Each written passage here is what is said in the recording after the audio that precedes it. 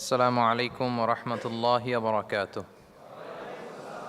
আমি যে সূরাটি থেকে আপনাদের সাথে কিছু কথা শেয়ার করব, সূরাটার নাম হচ্ছে সূরাতুল হুজরাত। কি সূরা? সূরাতুল হুজরাত। এটা মাদানী সূরা, মদিনাতে নাজিল হয়েছে, একেবারে শেষ দিকে, মাদানী জিন্দেগির শেষ দিকে, নবম হিজরিতে নাজিল হয়েছে, তার মানে একেবারে শেষ দিকে।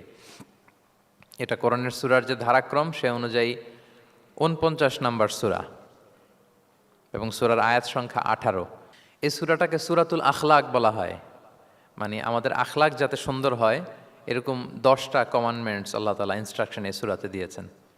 আমাদের সমাজটা যাতে পিসফুল সোসাইটি হয়, হ্যাঁ, আল্লাহ তাআলা কিছু মোরাল স্ট্যান্ডার্ড, কিছু ইথিক্যাল স্ট্যান্ডার্ড, কিছু ম্যানার আমাদেরকে শিখিয়েছেন। কোরআন কিন্তু আমাদেরকে ম্যানার শিখায়। কি শিখায়? ম্যানার্স শিখায়। আজকে দেখবেন যে কোরআন আমাদের কি কি ম্যানার্স শিখায়। আমাদের সমাজটা যাতে একটা পিসফুল সোসাইটি হয়, শান্তিপূর্ণ সমাজ হয়, কোরআন কিছু আমাদেরকে এথিক্যাল স্ট্যান্ডার্ড বেঁধে দিয়েছে। আজকে আমরা এগুলো জানবো যে কি কি ম্যানার কোরআন আমাদেরকে মেনটেন করতে বলে, পালন করতে বলে। এবং আপনি আলোচনাটা পুরোটা শুনে আপনি নিজেই বুঝবেন যে আসলেই এই এই ম্যানার্সগুলো, এথিক্যাল স্ট্যান্ডার্ডগুলো, এই ভ্যালিউসগুলো যদি আমরা আমাদের সমাজে অ্যাপ্লাই করি, আমাদের সোসাইটিটা একটা শান্তিপূর্ণ সোসাইটি হয়ে যাবে ইনশাআল্লাহ। তাহলে কি কি ইনস্ট্রাকশন আল্লাহ তাআলা দিলেন to make our society a peaceful society, আমরা এটা দেখব। ১ নম্বরে আল্লাহ তাআলা যে ইনস্ট্রাকশনটি দিয়েছেন, শুরুতে বলে রাখা ভালো, মৌলিকভাবে 10টি দিক নির্দেশনা আল্লাহ তাআলা দিয়েছেন আমাদের সমাজটাকে শান্তিপূর্ণ করার জন্য। 10টা ম্যানার আল্লাহ তাআলা শিখিয়েছেন। আওয়াজ করে বলেন তো, মোট কয়টি নির্দেশনা? 10টি। আমরা গুনে গুনে সামনের দিকে আগাবো। ১ নম্বরে আল্লাহ তাআলা বললেন, ইয়া আইয়ুহাল্লাযীনা আমানু লা তুকদ্দিমু বাইনা ইয়াদাইল্লাহি ওয়া রাসূলিহি ওয়াত্তাকুল্লাহ ইন্নাল্লাহা সামিউন আলিম। ওহে বিশ্বাসীরা, তোমরা আল্লাহ আল্লাহর রাসূল তোমাদেরকে যা করতে বলে এইটার চেয়ে বেশি অ্যাডভান্স হয়েও না, অতটুকুতেই থাকো, ওইটাতেই কল্যাণ, ওইটাতেই বরকত। আল্লাহ আল্লাহ রাসূলের চাইতে বেশি বোঝা যাবে না, ওনারা যেটা বলেছেন এটাই ফাইনাল। মা কানা লিমুমিনিন ওয়ালা মুমিনাতিন ইযা কাদাল্লাহু ওয়া রাসূলুহু আমরান আইয়াকুনা লাহুমুল খিয়ারাতু মিন আমরিহিম।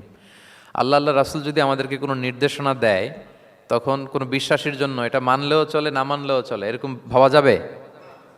আল্লাহ রাসূলের পক্ষ থেকে, আল্লাহর পক্ষ থেকে একটা আদেশ আসছে, এখন এই আদেশ আপনি মানলেও হয়, না মানলেও হয়, এরকম নাকি ব্যাপারটা বলেন তো? বরং মানতেই হবে। বরং কি? মানতেই হবে। এটা কম্পালসারি, এটা অপশনাল না। তাহলে সমাজকে শান্তিপূর্ণ করার ১ নাম্বার গাইডলাইন হচ্ছে আল্লাহ রাসূলের পক্ষ থেকে যে নির্দেশনা আসবে এটা আপনাকে কম্পালসারি টু অ্যাবাইড বাই, এটা মানতেই আপনাকে হবে। এবং রাসূল সাল্লাল্লাহু আলাইহি ওয়াসাল্লাম যেটা শিখিয়েছেন ওইটাই স্ট্যান্ডার্ড, এর চেয়ে আর ভালো করা যায় না। এক সাহাবী বেশি ইবাদত করতে যেয়ে বললেন যে আমি আজ থেকে সারা রাত তাহাজ্জুদ পড়ব, রাতে আর ঘুমাবো না। আরেক সাহাবী বললেন আমি সারা বছর রোজা রাখবো, আমি আর রোজা ভাঙবো না। আরেক সাহাবী বলে আমি আমার স্ত্রীদের কাছে যাব না, আমি সন্ন্যাসী জীবনযাপন করব। তো রাসূল সাল্লাল্লাহু আলাইহি ওয়াসাল্লাম শুনে অপছন্দ করলেন, বললেন তোমরা নাকি এমন এমন বলেছ, আমি তো বিশ্বনবী রাহমাতাল লিল আলামিন, আল্লাহর হাবিব, আমি তো কোনো দিন রোজা রাখি, আবার কোনো দিন রাখি না। সোম বৃহস্পতিবারে রাখি, অন্যান্য দিন তো রাখি না। আবার রাতে আমি ঘুমাই, আবার তাহাজ্জুদও পড়ি, আবার আমি স্ত্রীদের সাথেও মেলামেশা করি। তো আমার এই ব্যালেন্স লাইফ লিড করেও তো আমি আল্লাহর শ্রেষ্ঠ হতে আমার কোনো সমস্যা হয় নাই, তোমাদের কি সমস্যা হলো? সুবহানাল্লাহ। দেখেন, ইসলাম খুব ব্যালেন্সড অ্যাপ্রোচে বিশ্বাস করে, ভারসাম্যপূর্ণ জীবন বিধান। তার মানে রাসূল সাল্লাল্লাহু আলাইহি ওয়াসাল্লাম যেটা শিখিয়েছেন ওইটাই স্ট্যান্ডার্ড। আপনি কি রাসূল সাল্লাল্লাহু আলাইহি ওয়াসাল্লামের চেয়ে বেশি মুত্তাকি হতে পারবেন? বুঝে থাকলে আওয়াজ করে বলুন, আল্লাহ রাসূলের চেয়ে বেশি বুজুর্গ হওয়া সম্ভব? মুত্তাকি হওয়া সম্ভব? আল্লাহওয়ালা হওয়া সম্ভব? তিনি যেটা শিখিয়েছেন ওইটাই স্ট্যান্ডার্ড। তাহলে প্রথম দিক নির্দেশনা হচ্ছে আল্লাহ আল্লাহ রাসূলের চেয়ে বেশি বোঝা চলবে। ওনারা যে নির্দেশনা দিয়েছেন সেটা মানলেই জীবনের সুখ, সেটা মানলেই কি? ১ নম্বর গাইডলাইন। সমাজ যদি শান্তিপূর্ণ সমাজ আমরা পেতে চাই, পিসফুল সোসাইটি যদি পেতে চাই। ২ নম্বর গাইডলাইন হচ্ছে আল্লাহ তাআলা বলছেন, ইয়া আইয়ুহাল্লাযীনা আমানু লা তারফাউ আসওয়াতাকুম ফাওকা সাওতিন নাবী ওয়া লা তাজহারু লাহু বিল কওলি কাজাহরি বা'দিকুম লিবা'দিন আন তাহবাতা আ'মালুকুম ওয়া আনতুম লা তাশউরুন। ওহে বিশ্বাসীরা, নবীর কণ্ঠের চাইতে তোমাদের কণ্ঠকে উঁচু করো না। খবরদার, যদি করো, নিজেরা নিজেদের সাথে যেভাবে কথা বলো, নবীর সাথে যদি এভাবে কথা বলো, তাহলে তোমাদের সব আমলগুলোকে বাতিল করে দিবে কে? এই আয়াত নাজিলের একটা প্রেক্ষাপট আছে।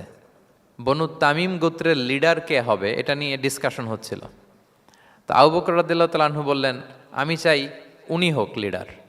ওমরে ফারুক বলে, না না না, উনি না, আপনি বুঝতে পারেন নাই, আমি চাই ইনি হোক। আবু বকর বলে, ওমর তুমি ঠিক বলো না, আমি বললে তুমি খুলে উল্টাটা বলো, উনি হলে ভালো হয়। ওমরে ফারুক বলে, না না না, উনি না, উনি হলে, এই যে উনি উনি করে দুইজন তর্ক বিতর্ক করতে করতে ওনাদের কণ্ঠটা রাসূল সাল্লাল্লাহু আলাইহি ওয়াসাল্লামের কণ্ঠের চাইতে একটু উঁচু হয়ে গেল, যেটা দেখতে অনেকটা অশোভন ছিল, সুন্দর দেখাচ্ছিল না। তো রাসূল সাল্লাল্লাহু আলাইহি ওয়াসাল্লাম সামনে বসা, ওনার সামনে উঁচু গলা করে কেউ কথা বলবে, এটা আল্লাহ বরদাশত করলেন না। আরশের উপর থেকে আল্লাহ তাআলা আয়াত নাজিল করলেন, লা তারফাউ আসওয়াতাকুম ফাওকা সাওতিন নবী, খবরদার নবীর কণ্ঠের চাইতে যেন তোমাদের কণ্ঠ উঁচু হয়ে না যায়, যদি যায় তাহলে তোমাদের আমলগুলো বাতিল হয়ে যাবে, এবং নিজেরা নিজেদেরকে যেভাবে ডাকো সেভাবে ডেকো না, এরকম করলে আমল বাতিল হয়ে যাবে। তো আল্লাহ তাআলা এখানে আদব শিক্ষা দিলেন যে রাসূল সাল্লাল্লাহু আলাইহি ওয়াসাল্লামের সামনে কথা বলতে গেলে খুব ভদ্র ভাষায় কথা বলতে হবে, শালীন ভাষায় কথা বলতে হবে। মজার ব্যাপার হচ্ছে, আপনারা জানেন কিনা জানি না, যারা হজ উমরা করেছেন আপনারা দেখবেন যে রাসূল সাল্লাল্লাহু আলাইহি ওয়াসাল্লামের পবিত্র কবরের উপর এই আয়াতটা এখনও লেখা আছে যে লা তারফাউ আসওয়াতাকুম ফাওকা সাওতিন নবী, নবীর কণ্ঠের চাইতে যেন কণ্ঠ উঁচু হয়ে না যায়। এজন্য দেখবেন যে যারা রাসূল সাল্লাল্লাহু আলাইহি ওয়াসাল্লামের কবর জিয়ারত করতে যায়, ওনারা কবরের সামনে যে ধৈর্য ধারণ করতে পারে না, বুক ফেটে কান্না আসে যে আজীবন যে নবীর কথা শুনলাম, যে নবীর হাদিস শুনলাম, যে নবীকে আমি এত ভালোবাসি, যে নবী আমার জন্য সুপারিশ করবেন, যে নবী আমাকে হাউজে কাউসারের পানি দিবেন, সেই নবী এখানে শুয়ে আছে। এটা ভাবতেই মুমিন হৃদয়ে বাঁধ ভাঙা কান্নার জোয়ার আসে, হাউমাউ করে কাঁদতে ইচ্ছে করে, কিন্তু ওখানে আওয়াজ করা যায় না, কারণ ওখানে লেখা লা তারফাউ আসওয়াতাকুম ফাওকা সাওতিন নবী, নবীর দরবারে বড় গলায় আওয়াজ করে কোনো শব্দ উচ্চারণ করা যাবে না। খুব ভদ্র বিনম্র চিত্তে রাসূল সাল্লাল্লাহু আলাইহি ওয়াসাল্লামের রওজার সামনে দাঁড়িয়ে আমরা সালাম পাঠ করি। তো এই নিয়মটা শুধু যে রাসূল সাল্লাল্লাহু আলাইহি ওয়াসাল্লামের জন্যই খাস তা নয়, আমাদের আব্বা আম্মা, আমাদের শিক্ষক, মুরব্বী, আধ্যাত্মিক নেতা, ধর্মীয় গুরু, ইসলামী আন্দোলনের বড় লিডার, এরকম যে কারো সামনে বড় গলায় উঁচু গলায় আওয়াজ করে কথা বলা যাবে না, বরং সেখানে ভদ্রতা, এটিকেটস, নম্রতা, এটা বজায় রাখতে হবে। এটা বুঝতে পেরেছেন? হ্যাঁ। পাশাপাশি রাসূল সাল্লাল্লাহু আলাইহি ওয়াসাল্লাম একবার দুপুরবেলায় ওনার ঘরে শুয়েছিলেন। সূরার নাম হচ্ছে সূরাতুল হুজুরাত, মনে আছে তো আপনাদের? সূরার নাম কি? হ্যাঁ, হুজুরাত মানে হচ্ছে কম্পার্টমেন্ট বা অ্যাপার্টমেন্ট, যেখানে মানুষ থাকে আর কি। রাসূল সাল্লাল্লাহু আলাইহি ওয়াসাল্লাম এরকম 9টা হুজরাখানা ছিল। আপনার বাংলাদেশে ইমাম সাহেবের হুজরাখানা এই শব্দটার সাথে পরিচিত না সবাই? এই হুজরাখানা থেকে এই আল হুজরাত, রাসূল সাল্লাল্লাহু আলাইহি ওয়াসাল্লামের 9 জন স্ত্রী এই 9টা হুজরাতে থাকতেন, এবং এগুলো মসজিদে নববীর সাথে অ্যাটাচ করা ছিল। দুপুরে খেয়ে রাসূল সাল্লাল্লাহু আলাইহি ওয়াসাল্লাম কাইলুলা করছেন, বিশ্রাম নিচ্ছেন। হঠাৎ কিছু বেদুইন লোক, যাদের মধ্যে সভ্যতার ছোঁয়া লাগেনি, তারা এসে রাসূল সাল্লাল্লাহু আলাইহি ওয়াসাল্লামকে ডাকতে আরম্ভ করলো, ইয়া মুহাম্মদ উখরুজ ইলাইনা, ইয়া মুহাম্মদ উখরুজ, এই মুহাম্মদ বেরো বেরো, কথা আছে, এই মুহাম্মদ বেরো বেরো। মানে কেমন যেন বন্ধুরে ডাকতেছে, মনে হচ্ছে বন্ধুকে ডাকতেছে। আল্লাহ তাআলা এটা বরদাস্ত করলেন না, বললেন খবরদার, নিজেরা নিজেদেরকে যেমনে ডাকো, নবীকে যদি অমনে ডাকো, তোমার ঈমান আমল সব বাতিল হয়ে যাবে, খবরদার, সব বাতিল হয়ে যাবে। বরং ওনাকে যখন সম্বোধন করবে তখন ডাক দিবে খুব ভদ্র ভাষায়, বলতে হবে ইয়া নবী আল্লাহ, ইয়া রসুল আল্লাহ, ইয়া হাবিব আল্লাহ, এরকম ভদ্রোচিতভাবে রাসূল সাল্লাল্লাহু আলাইহি ওয়াসাল্লামকে ডাকতে হবে। তাহলে রাসূলের সামনে কণ্ঠ উঁচু করার কারণে আল্লাহ তাআলা এই আয়াত নাজিল করলেন, এবং এই আয়াত নাজিলের পরে ওমরে ফারুক রাদিয়াল্লাহু তাআলা আনহু এত ভয় পেলেন। এরপরে রাসূল সাল্লাল্লাহু আলাইহি ওয়াসাল্লামের সামনে কথা বলতে গেলে উনি এত আস্তে কথা বলতেন, ওই যে বেশি জোরে যদি কথা বলি তাহলে আমার সব আমল বাতিল হয়ে যাবে, এত আস্তে বলতেন। রাসূল সাল্লাল্লাহু আলাইহি ওয়াসাল্লাম জিজ্ঞেস করা লাগতো, ওমর কি বললে, আবার বলো তো, একটু জোরে বলো ওমর, আরেকটু জোরে বলো, আরেকটু জোরে বলো। সুবহানাল্লাহ। মানে এত মিন করে, এত ক্ষীণ ক্ষীণ শব্দে ওমর ফারুক কথা বলতে লাগলেন যে রাসূল সাল্লাল্লাহু আলাইহি ওয়াসাল্লামের বুঝতে কষ্ট হচ্ছিল কথা। তখন তিনি বলতেন, ওমর আরেকটু জোরে বলো না, কি বললে বুঝলাম না, আরেকটু জোরে বলো। ওনারা এতটা ভয় পেয়েছিলেন এই আয়াত নাজিল হওয়ার পরে। তাহলে 2 নাম্বার ইনস্ট্রাকশন হচ্ছে, মুরব্বী, শিক্ষক, উস্তাজ, ধর্মীয় গুরু, আধ্যাত্মিক নেতা, ইসলামী আন্দোলনের বড় নেতা, এরকম রেসপেক্টেড কারো সামনে উচ্চবাচ্য করে কথা বলা উচিত না। এটা আদবের খেলাফ, শিষ্টাচারের খেলাফ। আর আমরা বলেছি এই সূরাটা আমাদের শিষ্টাচার নিয়ে কথা বলে, সামাজিক রীতিনীতি, শিষ্টাচার, এটিকেটস নিয়ে কথা বলে। তাহলে এই যে 2টা ইনস্ট্রাকশন গেল। 3 নম্বর ইনস্ট্রাকশন হচ্ছে, আল্লাহ তাআলা বললেন, ইয়া আইয়ুহাল্লাযীনা আমানু, ওহে বিশ্বাসীরা, ইন জাআকুম ফাসিকুম বিনাবাইন ফাতাবায়ানু, কোনো পাপাচারী যদি কোনো নিউজ নিয়ে আসে, বিশ্বাস করার আগে নিউজটা যাচাই করে নিও। আন তুসিবু কওমান বিজাহালাতিন ফাতুসবিহু আলা মা ফাআলতুম নাদিমিন, যদি তোমরা বিশ্বাস করে ফেলো তাহলে কোনো কমের উপর হয়তো এমন ডিসিশন নিয়ে নিতে পারো যে ডিসিশনের কারণে পরে তোমাদেরকে পস্তাতে হবে। তাহলে 3 নাম্বার ইনস্ট্রাকশন হচ্ছে নিউজ একটা শুনলেই বিশ্বাস করা যাবে, এটাকে ভেরিফাই করতে হবে। কি করতে হবে? You have to verify and cross check the authenticity of the news. নিউজটা সঠিক কিনা আপনাকে ক্রস চেক করতে হবে, শুনলেই বিশ্বাস করা যাবে না। এটা বর্তমান সময়ের সাথে অনেক বেশি প্রাসঙ্গিক। এত হোক্স নিউজ এখন, এত এত রুমার্স, এত ফেক নিউজ সোশ্যাল মিডিয়াগুলোতে, ইভেন মেইন স্ট্রিম মিডিয়াও যা প্রচার করে সবই যে আপনি বিশ্বাস করতে পারবেন তাও না, ওইটাও একটু ক্রস চেক করে নিতে হবে। এদেরও কিছু প্রোপাগান্ডা থাকে আবার, হ্যাঁ, এরাও নিউজকে এমনভাবে অনেক সময় করে তাদের সুবিধার্থে। সো আপনার চোখ কান খোলা রেখে অনেকগুলো নিউজ একসাথে মিলিয়ে তারপরে বিশ্বাস করতে হবে। কিন্তু আমাদের সরল মনা অনেক ভাইদের যেটা হয়, ফেসবুকে একটা কিছু দেখেই আমরা মনে করি যেটা সঠিক, ফলে কি করি? শেয়ার দিয়ে ফেলি। কি করি? শেয়ার দেই।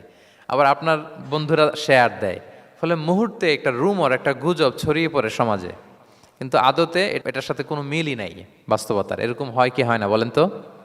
দেখেন ইসলাম কত সুন্দর একটা নিউজকে ভেরিফাই করার জন্য আমাদেরকে নির্দেশ দিয়েছে। ফাতাবাইয়ানু মানে ক্রস চেক করো।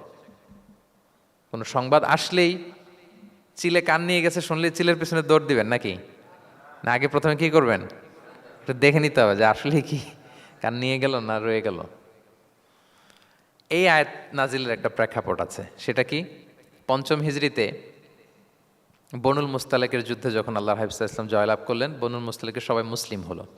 রাসূল ইসলাম তাদেরকে দিনের দাওয়াত শিখিয়ে বললেন, বছর শেষে তোমাদেরকে জাকাত পে করতে হবে, আর জাকাতের এই টাকা নেয়ার জন্য আমি একজনকে পাঠাবো বছর শেষে। তো বছর শেষে তিনি বনুল মুস্তালেকের যে লিডার হারিস ইবনে মেরারের কাছে আল ওয়ালিদ ইবনে উকবা নামে জাকাতের কালেক্টর এক সাহাবিকে তিনি পাঠালেন যে যাও তুমি যে জাকাত নিয়ে আসো।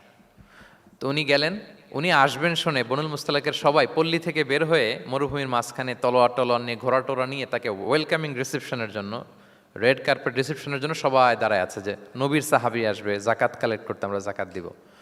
এখন ওই সাহাবি যখন গেলেন, সবাইকে এরকম ঘোড়া তলোয়ার এরকম সাজসজ্জা নিয়ে দাঁড়ায় থাকার কারণে উনি ভয় পেয়ে গেলেন। উনি ভাবছে আমাদের মনে হত্যা করার জন্য দাঁড়ায় আছে।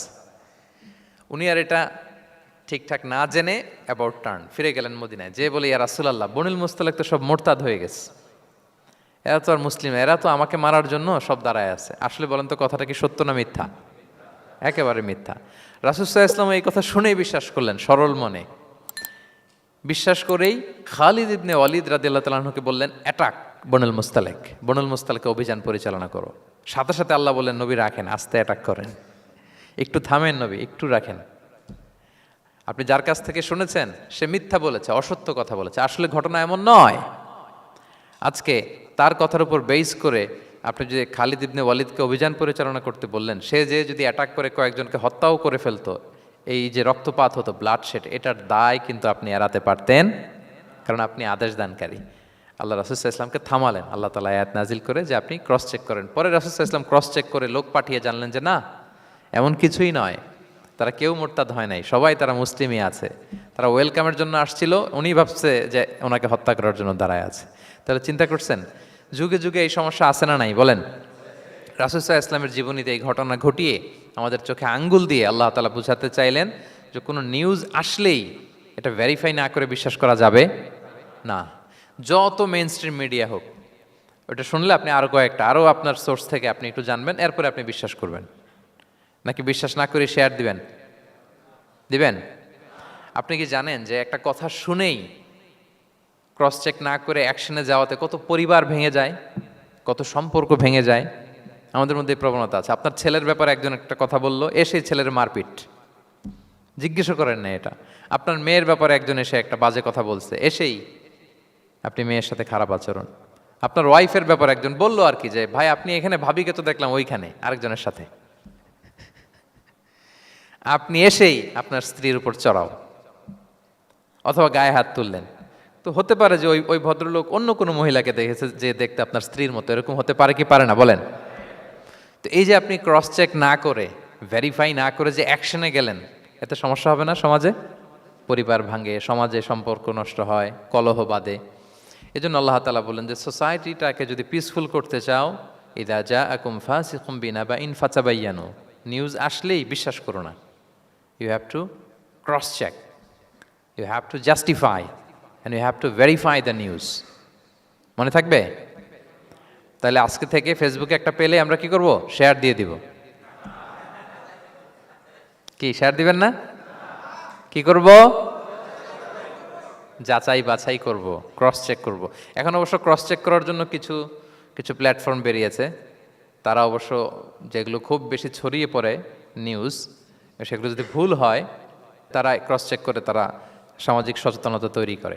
তো আমরা প্রত্যেকেই দায়িত্বশীল হলে এই গুজবগুলো স্প্রেড করা থেকে আমরা বিরত থাকতে পারি। নিউজ শুনলেই আমরা এখন বিশ্বাস করব না, আগে ক্রস চেক করে নেব, তা না হলে আমরা বিপদে পড়তে পারি। কি বলেন? এমন কোনো কাজ করে ফেলতে পারি যেটার কারণে পরে লজ্জিত হব। তো আমরা আগে থেকেই সাবধান হয়ে যাই। 4 নম্বরে আল্লাহ তাআলা বললেন, ওয়া ইন তাইফাতানি মিনাল মুমিনিনা ক্তাতালু ফাআসলিহু বাইনাহুমা। বিশ্বাসীদের মধ্যে 2 গ্রুপ যদি মারামারি লাগে তাহলে তুমি মিলিয়ে দাও, ইসলাহ করো, ইসলাহু যাতিল বাইন, মিলিয়ে দাও, মীমাংসা করে দাও, বিরোধ নিষ্পন্ন করে দাও। অনেক সময় হয় না যে 2 ভাই ঝগড়া লেগেছে, 2 বন্ধু ঝগড়া লেগেছে, অথবা স্বামী স্ত্রীর মধ্যে কোনো কারণে বিরোধ, হ্যাঁ, 2 পার্টি ঝগড়া লাগছে, এরকম আছে না নাই? তখন ফাআসলিহু বাইনাহুমা, তাদের মধ্যে আপোষ মীমাংসা করে দাও। হ্যাঁ, মীমাংসা করে দাও, ইসলাহ, রিকনসিলিয়েশন করো, ওয়ার্ক অ্যাজ এ মিডিয়েটর, মধ্যস্থতাকারী হিসেবে কাজ করো। তো আমরা সমাজে কি করি দেখেন তো, একটু মিলিয়ে নেন। 2 জন ঝগড়া লাগছে, আমরা কি করি? হ্যাঁ, কি করেন? আরো লাগিয়ে দেন। সর্বনাশ! তাই তো আপনাদের ওয়াজি করতেছি আমি না, তাদেরকে আরো ঝগড়ায় মাতিয়ে তোলা যাবে না, লাগিয়ে দেওয়া যাবে না, বরং ঝগড়া থামিয়ে দিতে হবে। কি করতে হবে? কয়েক জায়গায় কৌশল করে মিথ্যা বলা জায়েজ, সহিহ হাদিসে এসছে। এর মধ্যে একটা আছে, 2 জন মানুষের মধ্যে সম্পর্ক নষ্ট, তাদের সম্পর্ক জোড়া লাগিয়ে দেওয়ার জন্য আপনি কৌশল করে মিথ্যা বলতে পারেন। যেমন ধরেন যে 2 জনের সাথে কথা হয় না, দা কুমড়া সম্পর্ক, আপনি একজনকে বললেন যে ভাই ওই দিন তো ওই লোক আপনার ব্যাপারে অনেক প্রশংসা করলো। সে তো শুনে অবাক হবে, কিরে আমার প্রশংসা কি বললো, এমন এমন বললো। তো এটা শুনে ওই লোকের ব্যাপারে তার মনটা একটু নরম হবে। আবার তাকে বললেন যে উনি তো আপনার ব্যাপারে এরকম একটা পজিটিভ কমেন্ট করলো, সেও অবাক হবে, তাই নাকি, তার সাথে আমি এত ভুল বোঝাবুঝি, আসলে লোকটা তো তাইলে ভালো। এই যে 2 জনকে আপনি এমন কিছু কথা কৌশল করে বললেন, ফলে তাদের মধ্যে একটা হৃদ্যতা তৈরি হবে। হঠাৎ দেখবেন যে একজন আরেকজনকে দেখে সালাম দিয়ে কথা বলে কোলাকুলি করে সেই আগের যেই শত্রুতা সব নিমেষে শেষ হয়ে গেছে। ঠিক কিনা বলেন? হ্যাঁ, এই যে মধ্যস্থতাকারী আপনি হলেন, এজন্য আল্লাহ তাআলা আপনাকে সওয়াব দিবেন। তাহলে বিবাদমান 2 গ্রুপ দেখলে আমরা আজ থেকে আরো ঝগড়া লাগিয়ে দিব না মিলিয়ে দিব? রাসূল সাল্লাল্লাহু আলাইহি ওয়াসাল্লাম বলেন, আলা উখবিরুকুম বিআফদালা দারাজাতিম মিন সাদাকাতি ওয়াস সিয়ামি ওয়াস সালাহ। নামাজ, রোজা, সাদাকা, এর চেয়েও একটা বড় মর্তবার ভালো কাজ আছে, সেটা কি আমি তোমাদের বলবো না? সাহাবারা বলল, বলেন। আল্লাহ রাসূল সাল্লাল্লাহু আলাইহি ওয়াসাল্লাম বললেন, সেটা হচ্ছে ইসলাহু যাতিল বাইন, 2 পক্ষকে মিলিয়ে দেয়া, বিবাদমান 2 গোষ্ঠীকে কি করা? মিলিয়ে দেয়া। এটা নামাজ, রোজা, সাদাকা এর চেয়েও বেশি সওয়াবের কাজ। দেখেন, আমরা ইসলামটা বোঝার ক্ষেত্রে আমাদের কত ল্যাকিংস। আমরা মনে করি শুধু লম্বা দাড়ি রাখলাম, তাসবিহ একটা নিলাম, আর জিকির করতেছি দিন রাত এক করে, এরপরে নামাজ পড়তে পড়তে কপালে দাগ ফেলে, এই বোধহয় ভালো কাজ, এই সব ভালো আমিই করে ফেললাম। কিন্তু দেখেন, রাসূল ইসলাম বলেছে না, সমাজে বিবাদমান 2টা গ্রুপকে যদি মিলিয়ে দাও, এটা নামাজ, রোজা, সাদাকার চেয়ে বেশি সওয়াব তুমি পাবে। তাহলে এখন থেকে যদি আমরা বিবাদ দেখি কি করব? মিলিয়ে দিব। কখনো আমরা ঝগড়া আরো বাদিয়ে দিব না। আগুন যদি লাগে সেখানে পানি ঢালবো নাকি তেল ঢালবেন? কি ঢালবেন? অনেকে কি ঢালে? আরো দাউ দাউ করে জ্বালাতে চায় না, না, এটা করা যাবে না, বরং আমরা মিলিয়ে দিব ইনশাআল্লাহ। বলেন সবাই। আল্লাহর হাবিব সাল্লাল্লাহু আলাইহি ওয়াসাল্লাম তিনি এই কাজটা করতেন। মক্কা থেকে মদিনায় গেলেন, মদিনায় আউস খাজরাজ 2টা গোত্র, বছরের পর বছর যুদ্ধ, উনি যেই মিলিয়ে দিলেন। রাসূল সাল্লাল্লাহু আলাইহি ওয়াসাল্লাম এই যে সংলাপ, তারপর রিকনসিলিয়েশন, মিডিয়েশন, মধ্যস্থতা, এগুলোতে এক্সপার্ট ছিলেন। যে যুদ্ধ থামে না, এই যুদ্ধ মিলিয়ে দিলেন। কত প্রাণ গেল এই যুদ্ধে, কিন্তু রাসূল সাল্লাল্লাহু আলাইহি ওয়াসাল্লাম যেই আউস খাজরাজ এখন ভাই ভাই হয়ে গেছে, ভাই ভাই করে দিলেন, ভ্রাতৃত্বের বন্ধনে ওনাদেরকে আবদ্ধ করে দিলেন আল্লাহর হাবিব সাল্লাল্লাহু আলাইহি ওয়াসাল্লাম। এবং সহিহ বুখারীতে একটা বাব আছে, বাবের শিরোনাম হচ্ছে বাবু কওলুল ইমাম ইযহাবু বিনা নুসলিহ বাইনাকুম, মানে আমাকে নিয়ে চলো আমি মিলিয়ে দিব। এটা ছিল রাসূল সাল্লাল্লাহু আলাইহি ওয়াসাল্লামের বিখ্যাত বাণী। ঝগড়া একটা লাগছে, রাসূল ইসলাম বলতে, আরে আমি আসি না, আমাকে নিয়ে যাও, আমি মিলাই দেবো। কোথাও কিছু হয়েছে, আমাকে নিয়ে যাও, আমি তো আছি, মিলাই দেবো। রাসূল ইসলাম এসেছেনই মানুষকে মিলানোর জন্য, গড়ার জন্য এসেছেন, ভাঙার জন্য নয়। তাহলে 4 নাম্বার যেটা আমরা জানলাম যে বিবাদমান দুই পক্ষকে আমরা কি করব, মনে থাকবে? এই যে আমি শুরুতে বলেছিলাম যে একটা শান্তিপূর্ণ সমাজ যদি আপনি গড়তে চান, তাহলে এই 10টা ইনস্ট্রাকশনের কোনো বিকল্প নাই। এখানে সোশ্যাল নর্মস, কিছু মোরালিটি, কিছু ভ্যালিউজ, বিশেষ করে ম্যানার্স আমাদেরকে শিখিয়েছেন আল্লাহ তাআলা। তাহলে 4টা জানলাম, কয়টা? 5 নম্বরে আল্লাহ বলেন, ইয়া আইয়ুহাল্লাযীনা আমানু লা ইয়াসখার কওমুন মিন কওম আসা আন ইয়াকুনু খায়রাম মিনহুম। ওহে বিশ্বাসীরা, তোমরা একে অপরকে তুচ্ছ তাচ্ছিল্য করো না, হাসি ঠাট্টা করো না, কাউকে সুখরিয়া মানে কাউকে তুচ্ছ করা, কাউকে নিয়ে ব্যঙ্গ করা, হাসি তামাশা করা, এটা করো না, এটা কবিরা গুনাহ। মানে এমন কোনো কথা বলো না যাতে তোমার ভাইয়ের মনে কষ্ট হয়, এরকম কিছু বলা যাবে না। আমরা অনেক সময় এটা করে ফেলি, এমন কথা বলি যেটাতে আরেক ভাই বা আরেক বোন কষ্ট পায়। আমরা খুব সিম্পলি বলি, কিন্তু এটা কবিরা গুনাহ। এটা কি? বিশেষ করে তার আকৃতি নিয়ে আপনি কিছু বলতে পারবেন না, এটা বড় কবিরা গুনাহ। এটাকে বডি শেমিং বলে। কি বলে? বডি শেমিং হারাম। কারণ বডি স্ট্রাকচার, এটাকে আমার ইচ্ছে মতো হয়েছে না আল্লাহ বানাইছে? আচ্ছা, আপনি যে এত সুন্দর ফর্সা, কে বানালো? হ্যাঁ, আবার আরেকজন যে একটু শ্যামবর্ণের, তাকে কে বানালো? আপনি লম্বা, কে বানালো? কেউ খর্বাকৃতির, খাটো, তাকে কে বানালো? তাহলে আপনি আকৃতি নিয়ে তাকে যদি ঠাট্টা করেন, আসলে কি ঠাট্টা কি তাকে করা হলো নাকি আল্লাহকে? কারণ আসল ডিজাইনারটা কে? হুয়াল্লাযী ইউসাউবিরুকুম ফিল আরহামি কাইফা ইয়াশা। আল্লাহ তাআলা তোমাদেরকে যেমন চেয়েছেন ঠিক তেমন মাতৃগর্ভে তোমাদেরকে ডিজাইন করেছেন, তোমাদের আকৃতি দিয়েছেন। এজন্য কারো আকৃতি নিয়ে অবজ্ঞা করা, তুচ্ছ করা, হেয় করা, এটা প্রকারান্তরে আল্লাহকে অবজ্ঞা করার সমান।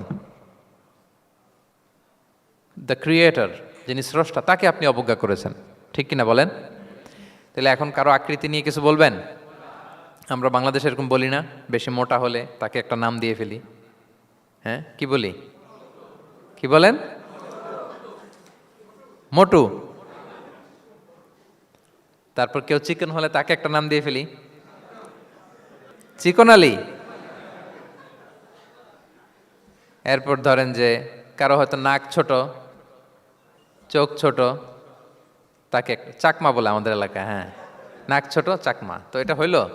তো সে কি নিজে তার নাককে এরকম বানাইছে? এরকম নানা ধরনের আকৃতির অনেক কিছু হতে পারে। এই যে বডি শেমিং, এটা হারাম। এটা কি? এবং জরিপে এসেছে অনেক বাচ্চারা স্কুলে যেতে চায় না তার দেহের বিভিন্ন আকৃতি নিয়ে, তার বন্ধুরা তাকে টিস করার কারণে। খুব মোটা সে, তাকে নিয়ে তার ফ্রেন্ডরা এমন কথা বলে, সে আর স্কুলে যাওয়ার প্রতি আগ্রহ ফিরে পায় না। তো এটা কত বড় সামাজিক সমস্যা আপনি খেয়াল করেছেন? হ্যাঁ, কখনো কারো আকৃতি নিয়ে কোনো কমেন্টস করা যাবে? কারণ আকৃতিটা দিয়েছে কে? এটা খবরদার, এটা বড় কবিরা গুনাহ। আব্দুল্লাহ ইবনে মাসউদ রাদিয়াল্লাহু তাআলা আনহু, এই সাহাবী, ওনার পা দুইটা ছিল চিকন, চিকন পা। উনি একবার আরাক গাছের চূড়ায় উঠেছেন, মেসোয়াকের ডাল ভেঙে মেসোয়াক করবেন। বাতাসের ঝাপটা, ওনার লুঙ্গিটা একটু সরে গিয়েছে, পা দুইটা দেখা গিয়েছে। তো এত চিকন পা দেখে সাহাবারা সবাই হাসতেছে নিচে। রাসূল ইসলাম বললেন, ব্যাপার কি, তোমরা হাসো কেন? বলে যে ইবনে মাসউদের পাগুলো দেখে দেখেনি রাসূল কত চিকন পা, হাসতেছে। রাসূল ইসলাম রাগান্বিত হলেন, বললেন, ওই সত্তার শপথ যার হাতে আমার আত্মা, ওই আল্লাহর কসম করে আমি বলি, লাহুমা আসকালু ফিল মিজান মিন উহুদ, এই পা দুটো মিজানের পাল্লায় রাখা হলে কিয়ামতের দিন উহুদ পাহাড়ের চেয়ে বেশি ভারী হয়ে যাবে। তার মানে এত সম্মান ইবনে মাসউদের, সম্মান আল্লাহর কাছে, কল্পনা করেন, উহুদ পাহাড়ের চেয়ে বেশি ভারী হয়ে যাবে। কিন্তু আমরা অনেক সময় এই মানুষের আকৃতি নিয়ে তুচ্ছ তাচ্ছিল্য করি। রাসূল সাল্লাল্লাহু আলাইহি ওয়াসাল্লামের একজন স্ত্রী ছিল, নাম সফিয়া। কি নাম? সফিয়া বিনতে হুয়াই ইবনুল আখতাব। উনি আকৃতিতে কিছুটা খাটো ছিলেন এবং একটু স্থূলাকৃতির ছিলেন। তো এটাকে একটু ইঙ্গিত করে আম্মাজান আয়েশা রাদিয়াল্লাহু তাআলা আনহা একবার একটা শব্দ ব্যবহার করেছেন, মানে শব্দ দিয়ে কৌশলে বুঝিয়েছেন, তানি কসিরা, মানে আপনার সেই খাটো স্ত্রী সফিয়া। নারীদের মধ্যে এটা থাকে স্বাভাবিক, মানবীয় কারণে। একাধিক স্ত্রী হলে মানবীয় কারণে একটু জেলাসি বা একটু কিছু বিষয় থাকে, এটা থেকে মানুষ বেরোতে পারে না, এবং সেটা নবীদের স্ত্রীরাও সেটা থেকে বেরোয়া সম্ভব ছিল না। তো কথা বলতে বলতে এমন একটা শব্দ বললেন যেটা দিয়ে সাফিয়া রাদিয়াল্লাহু তাআলা আনহাকে বুঝালেন যে আপনার অমুক স্ত্রী, মানে তিনি আকৃতিতে কিছুটা খাটো এবং কিছুটা স্থূলাকৃতির। এই শব্দটা রাসূলুল্লাহ সাল্লাল্লাহু আলাইহি ওয়াসাল্লাম পছন্দ করলেন না, বললেন আয়েশা এটা তুমি কি বললে? আয়েশা তুমি কি জানো, লাকুত কুলতি কালিমা, তুমি এমন একটা শব্দ বলেছ সফিয়ার ব্যাপারে, লাউ মুজিজাত বিমা ইল বাহরি লা মাজহাজাতহু, এই শব্দটা যদি নীল সাগরে ছেড়ে দেয়া হয় তাহলে এই শব্দের পঙ্কিলতার কারণে নীল সাগরের পানি মুহূর্তেই কালো হয়ে যাবে। আর এরকম শব্দ যেন আমি না শুনি। আমাদের আয়েশা রাদিয়াল্লাহু আনহা সচেতন হয়ে গেলেন, আর কখনো এরকম বলেননি। দেখেন রাসূলুল্লাহ ইসলাম কখনো এই বডি শেমিংকে স্পেস দিতেন না, কখনো না। আমরা এগুলোকে ছোট মনে করি, কিন্তু যাকে আপনি বলেন সে অনেক কষ্ট পায় মনে, সে খুব মনে কষ্ট পায়, এজন্য এটা বলা যাবে না, খবরদার। রাসূলুল্লাহ সাল্লাল্লাহু আলাইহি ওয়াসাল্লাম বলেন ইন্নাল আবদা লা ইয়াতাকাল্লামু বিল কালিমাতি মা ইয়াতাবায়্যানু ফিহা ইয়াজিল্লু বিহা ফিন্নার। মানুষ অনেক সময় মুখ ফসকে এমন কমেন্ট করে ফেলে অন্যের ব্যাপারে, এটা দিয়ে সে মাঝে মাঝে জাহান্নামী হয়ে যায়, কিন্তু সে ভাবেই নাই এই শব্দে আমাকে জাহান্নামে ঢুকাবে। কারণ এই মুখ দিয়ে যা বেরোয় এটা বলতে অনেক সাবধানে। রাসূলুল্লাহ ইসলাম বলেছেন দুইটা অঙ্গের গ্যারান্টি যদি কেউ আমাকে দেয় আমি তাকে জান্নাতের গ্যারান্টি দেই। মাইয়াদমান লি মা বাইনা লিহিয়াইহি ওয়া মা বাইনা রিজিলাইহি আদমান লাহুল জান্নাহ। দুই অঙ্গের গ্যারান্টি যে দেয় তাকে আমি জান্নাতের গ্যারান্টি দিই। এক হচ্ছে দুই চোয়ালের মাঝখানে যা আছে মানে জিব্বা, এই জিব্বার গ্যারান্টি যদি দেয়। আরেকটা হচ্ছে দুই পায়ের মাঝখানে যা আছে মানে মানুষের প্রাইভেট। এই দুইটা অঙ্গের গ্যারান্টি যদি কেউ দেয় যে এই দুই অঙ্গ দিয়ে আমি কোনো পাপ কাজ সংগঠিত করব না, বিশ্বনবী সাল্লাল্লাহু আলাইহি ওয়াসাল্লাম বলেন আমি আমার ওই উম্মতকে জান্নাতের গ্যারান্টি দেই। তাহলে তুচ্ছ তাচ্ছিল্য ঠাট্টা বিদ্রুপ করা যাবে না। 6 নম্বরে ওয়ালা তালমিজু আনফুসাকুম, তোমরা অন্যের বদনাম করে বেরিও না। লামজ আসছে লুমাজা থেকে, ওয়াইলুল লিকুল্লি হুমাজাতিল লুমাজা, যে প্রকাশ্যে অন্যের বদনাম করে বেড়ায়, অন্যের দোষ খুঁজে বেড়ায়। একদল লোক আছে দেখবেন শুধু অন্যের দোষ খোঁজে, নিজের দিকে আঙ্গুল যায় না। কিন্তু এইভাবে আরেকজনের দিকে আঙ্গুল দিলে যে 3টা আঙ্গুল নিজের দিকে যায় এটা আবার ভুলে যায়। কাউকে যদি আমি এরকম করি আমার দিকে কয় আঙ্গুল বলেন? এই 3টা কার দিকে? আর আরেকজনের দিকে 1 আঙ্গুল। তো কাউকে কিছু বলার আগে 3বার নিজেরটা ভাববেন যে নিজে কি করেন। ওলা তাল মিজাং, অন্যের বদনাম করো না, প্রকাশ্যে অন্যের দোষ খোঁজো না। সবচেয়ে বুদ্ধিমান সে যে নিজের দোষ খোঁজে, নিজের সমালোচনা যে করতে পারে সেই সর্বাপেক্ষা বুদ্ধিমান। কিন্তু আমরা একদল আছি শুধু সমালোচনা, ওর এই সমস্যা, ওর এইটা, ওর মানে তার দায়িত্ব হচ্ছে সবার সমস্যা বের করা। এরকম দায়িত্বপ্রাপ্ত কিছু লোক আছে না নাই? সবাই না, এগুলো থেকে আমাদের বেরিয়ে আসতে হবে। অন্যের দোষ খোঁজা বাদ দিতে হবে, দোষ খুঁজলে নিজের দোষ খুঁজতে হবে। আমরা আত্মসমালোচনা করবো। খেয়াল রাখবেন সবচেয়ে ভালো হচ্ছে আত্মসমালোচনা, সবচেয়ে ভালো কি? তারপরে মোটামুটি ভালো হচ্ছে আলোচনা, আর সবচেয়ে খারাপ হচ্ছে সমালোচনা। কিন্তু আমরা সবচেয়ে করি বেশি কোনটা? এটা চেঞ্জ করতে হবে, আত্মসমালোচনা বাড়াইতে হবে। আমি প্রায় একটা কথা বলি, small people talk about people, average people talk about things, and great people talk about ideas. ছোট মনের মানুষ যারা, এরা মানুষ নিয়ে কথা বলে, এর এই সমস্যা ওর। মাঝারি ধরনের যারা, এরা বিভিন্ন বিষয় নিয়ে, ঘটনা নিয়ে কথা বলে। গ্রেট মাইন্ড যারা, এরা আইডিয়া নিয়ে কথা বলে, যে এই আইডিয়া ইমপ্লিমেন্ট করলে সমাজের এটা সমাধান হবে, এই আইডিয়া জেনারেট করতে পারলে এইটা কাজ হবে। তো এখন বলেন আপনি কি ছোট মনের মানুষ হবেন না বড় মনের? অন্যের দোষ খুঁজবো আর তাহলে কারটা খুঁজবো? ইনশাআল্লাহ বলেন সবাই। কটা গেল? 7 নাম্বার, ওয়ালা তানাবাজু বিল আলকাব, কাউকে মন্দ উপনামে ডেকো না। মন্দ উপনামে ডেকো না মানে কাউকে একটা বিশেষ নাম দিও না, তার নামটা সুন্দরভাবে ডাকো। নাম বিকৃতি করা কবিরা গুনাহ। নাম আপনি বলুন হুজুর এটা একটা কথা হইলো, নাম বিকৃতি করছি তো কি হয়েছে? এটা আপনার কাছে সমস্যা নাই। ধরেন যে ওই লোকের নাম আব্দুল্লাহ, আপনার কাছে আব্দুল্লাহ এটা সিম্পল, ধুর আব্দুল্লাহ একটা কিছু হইলো। কিন্তু যার নাম আব্দুল্লাহ তার কাছে এটা অনেক দামি। তার কাছে কি? কারণ এটা তার পরিচয় বহন করে। ধরেন যে আমার নাম কি মিজান, আপনার কাছে মনে হয় আরে মিজান একটা নাম হইলো, তা আমার কাছে তো এটা অনেক গুরুত্বপূর্ণ, কারণ এটা আমার পরিচয় বহন করে। এই নামে মানুষ আমাকে ডাকে, ফলে এটা আমার খুব আদরের, আমার কাছে বড্ড যত্নের, দরদের নামটা। আপনার কাছে নাও হতে পারে। মানুষ প্রত্যেকে তার নিজের নামকে খুব পছন্দ করে। দেখবেন যে মানুষ কাগজ পেলে নিজের নামটা লেখে, সিগনেচার দেয় একটা, দেখবেন দেয়। এরপর দেখবেন যে সি বিচে ঘুরতে গেলে বালুর মধ্যে নিজের নামটা লিখে, দেখবেন লিখে। শুধু তাই না, লিখে আবার একটা লাভ আঁকে, লাভ চারদিকে আঁকে। কেন আঁকে? কারণ এই নামটা সে পছন্দ করে অনেক, এটা তার কাছে গুরুত্বপূর্ণ, আপনার কাছে নাও হতে পারে। এজন্য প্রত্যেকের নামটা তার কাছে খুব আদরের, যত্নের। তার নামটা আপনি সুন্দরভাবে বলবেন। নাম আপনি বিকৃত করতে পারবেন না। এটা কি গুনাহ? সগীরা, কবিরা গুনাহ। এটা আমরা সমাজে করি, নাম বিকৃত করি। না, নাম বিকৃত করা যাবে না।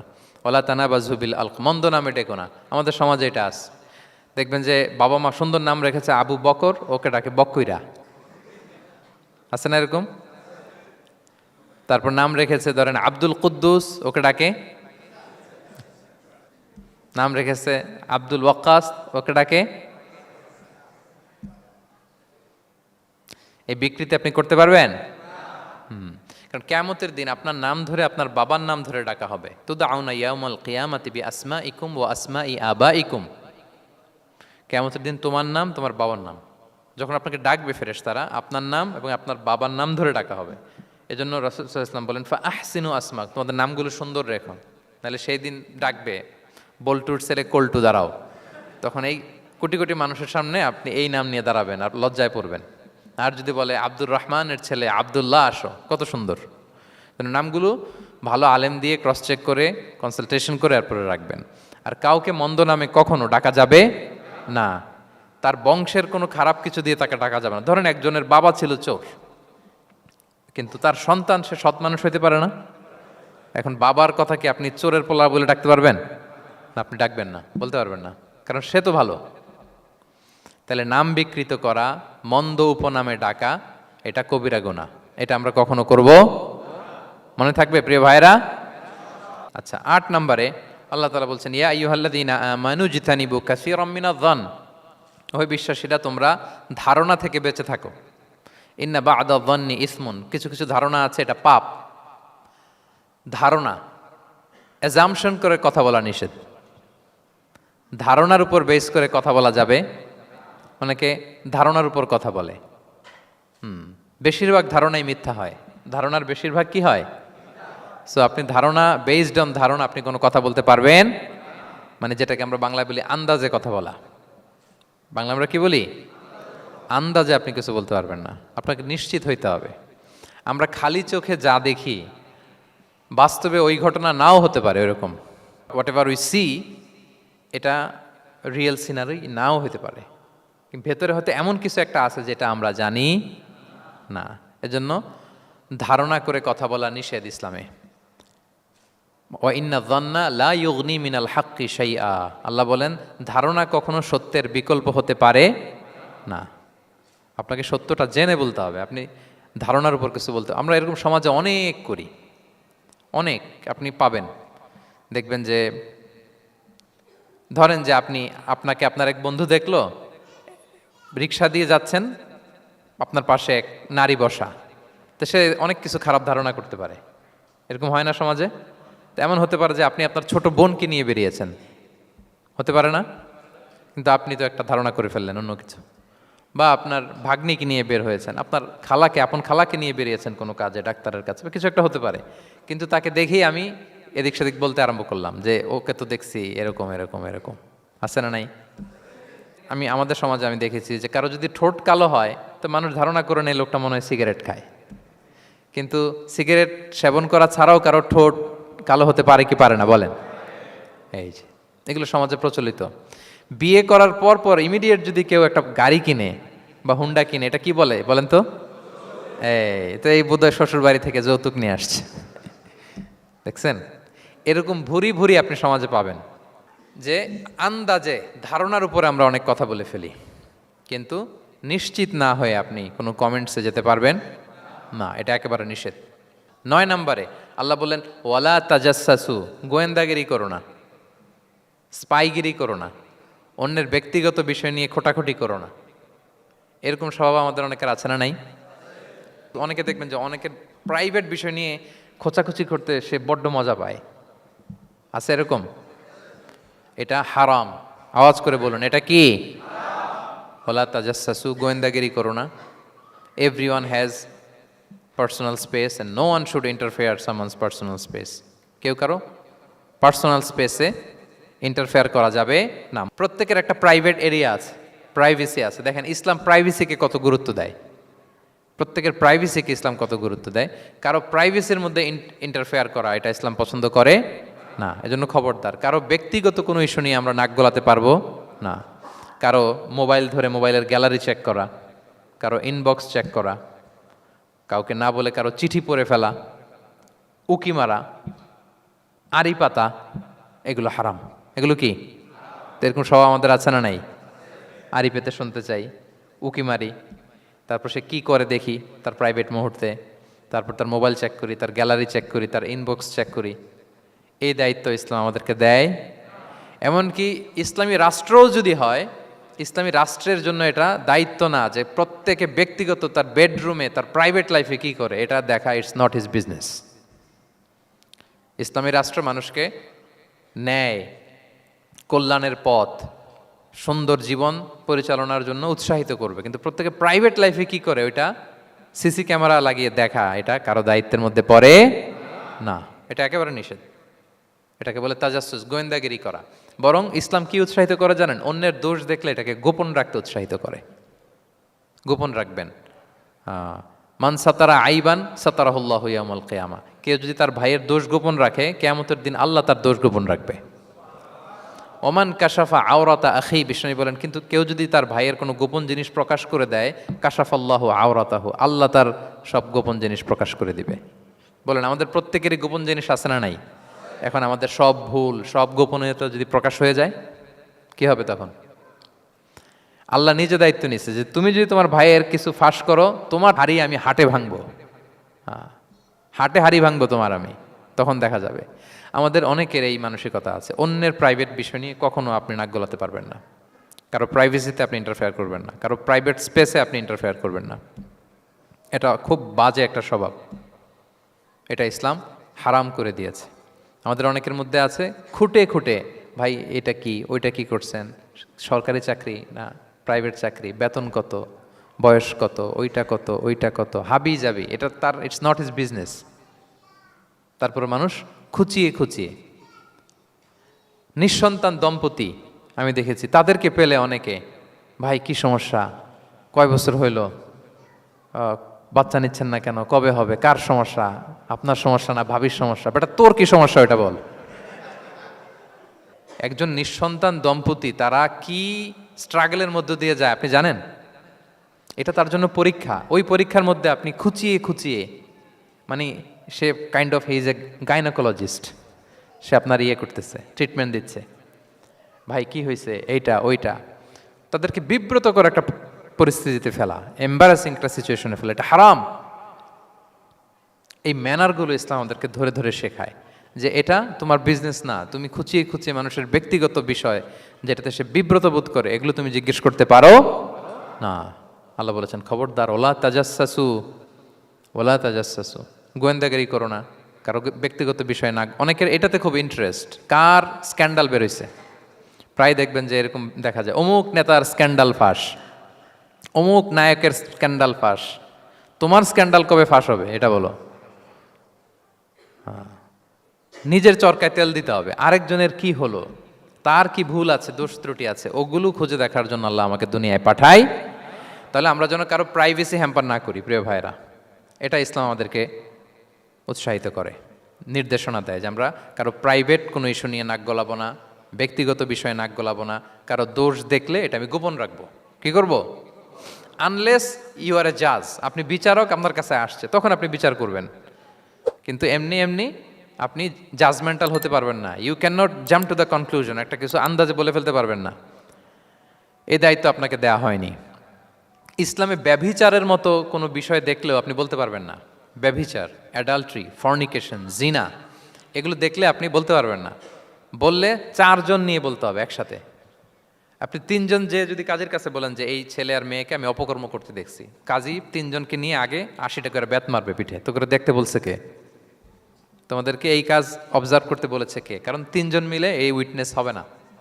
4 জন উইটনেস যদি থাকে তাইলে তাও আমরা দেখছি বললে হবে না, তারপরও মায়ের। আরও রলি আমি বলি, 4 জন এসে যদি বলে যে আমি একজন নারী একজন পুরুষকে নেকেড অবস্থায় এই ঘরে প্রবেশ করতে দেখছি, তারপর কাজে নিয়ে এই 4 জনের আশীর্বাদ দিবে, কারণ এতেও প্রমাণিত হয় নাই। তারা হয়তো একটা জায়গায় অবস্থান করেছে কিন্তু বড় ধরনের কোনো পাপের সাথে লিপ্ত হয় নাই হয়তো। তার মানে একেবারে চাক্ষুষ, তাও নারী দিয়ে এই উইটনেস হবে না, 4 জন পুরুষ এই পাপ কাজের চাক্ষুষ সাক্ষী ছিল। এটা যদি বলে সব কিছু যদি মিলে যায় তারপরে তাদেরকে শাস্তি দেয়া যাবে, এর আগে সম্ভব না। এটা কোনো মানুষ কোনো পাপ কাজ এইভাবে লোকচক্ষুর সামনে কখনো করে না। তার মানে দেখেন এটা কেন এরকম শক্ত করা হলো, যাতে আপনি না বলেন, কারণ বলতে গেলে আপনি আরো মাইর খাবেন, অপবাদের শাস্তি পাবেন। হ্যাঁ, ইফকের শাস্তি। ইসলাম কিভাবে মানুষের প্রাইভেসিকে হেফাজত করে। কেউ কোনো একটা মানুষ হয়তো কখনো শয়তানের ওয়াসওয়াসায়, নফসের তাড়নায়, বন্ধুর পাল্লায় পড়ে কোনোভাবে সে পাপে জড়িয়ে পড়েছে, আপনি এটাকে ইস্যু বানাচ্ছেন। কিন্তু এমন হতে পারে ওই পাপের পরে সে এমনভাবে তওবা করেছে, এমনভাবে ফিরে এসেছে, এমনভাবে প্র্যাকটিসিং হয়েছে যে সে ভালো কাজ দিয়ে আপনাকেও ছাড়িয়ে গেছে। আপনি আটকায় যাবেন কিন্তু কিয়ামতের দিন ও আটকাবে না। এরকম হতে পারে কি পারে না? তো ওর পিছনে লাগছেন কেন আপনি? আপনি আপনার ইস্যু দেখেন, আপনি কতটা প্র্যাকটিসিং হতে পেরেছেন, আপনি কতটা শুদ্ধাচার আনতে পেরেছেন আপনার জীবনে, সেটা দেখতে হবে। এজন্য খবরদার, ওয়ালা তাজাসসু, গোয়েন্দাগিরি করো না, কারো প্রাইভেট বিষয় নিয়ে নাক গলাতে যেও না। সুবহানাল্লাহ, হোয়াট এ রিলিজিয়ান! কত সুন্দর আমাদের ধর্ম, হাউ লাকি উই আর! আমরা কত ভাগ্যবান যে আল্লাহ তাআলা এই ধর্ম আমাদেরকে দিয়েছেন, এমন বিধান আমাদের জন্য প্রেসক্রাইব করেছেন যেগুলো মানলে আমাদের সমাজটা একটা জান্নাতের বাগান হয়ে যাবে। তাহলে 9 নম্বর ছিল ওয়ালা তাজাসসু, গোয়েন্দাগিরি করুন। আজকে থেকে করবেন? কারো মোবাইল ধরবেন, আর গ্যালারি দেখবেন, কারে কি মেসেজ করছিল পড়তে যাবেন, গোপনে তার ড্রয়ার খুলে তার চিঠি পড়বেন, আড়ি পাতবেন, উকি মারবেন, কারো গোপন বিষয় নিয়ে ইন্টারেস্ট দেখাবেন? কথা বলেন না, দেখাবেন? এগুলো নিয়ে কোনো ইন্টারেস্ট আমরা দেখাতে পারবো না। গোয়েন্দাগিরি আমাদেরকে বাদ দিতে হবে। আল্লাহ আমাদেরকে বোঝার তৌফিক দান করুক। কয়টা গেল? আরেকটা, লাস্ট নাম্বার। আল্লাহ বলেন, সর্বশেষ আল্লাহ বলেন, ওয়ালা ইয়াগতাব বা'দুকুম বা'দা, একে অপরের পরনিন্দা চগলখুরি করো না। ইয়াগতাব মানে গীবা, গীবত করো না। আইয়ুহিব্বু আহাদুকুম আন ইয়াকুলা লাহমা আখিহি মাইতান ফাকারিহতুম, তোমরা কি চাও যে তোমরা তোমাদের মৃত ভাইয়ের গোশত ভক্ষণ করবে? মানে যে ব্যক্তি গীবত করে সে যেন তার মৃত মরা ভাইয়ের পচা গোশত খায়। গীবত করা, গীবত কাকে বলে? রাসূল সাল্লাল্লাহু আলাইহি ওয়াসাল্লাম বলেন, গীবত হচ্ছে যিকরুকা আখাকা বিমা ইয়াকরাহু, তোমার ভাইয়ের অনুপস্থিতিতে তোমার ভাই সম্পর্কে এমন কিছু বলা যেটা শুনলে সে অপছন্দ করে, এমন কিছু বলা যেটা শোনা সে পছন্দ করে না। তো এক সাহাবী বলেন, ইয়া রাসূলুল্লাহ আফারাআইতা ইন কানা ফি মা আকুল, হে আল্লাহর রাসূল, আমার ভাইয়ের মধ্যে যদি আসলেই সেই সমস্যাটা থাকে তাইলেও কি গীবত হবে? রাসূল সাল্লাল্লাহু আলাইহি ওয়াসাল্লাম বললেন, আরে তাইলেই তো গীবত হবে।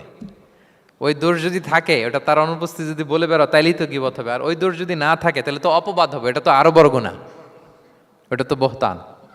তাহলে এই গীবা ইংরেজিতে বলে ব্যাক বাইটিং। ইংরেজিতে কি বলে?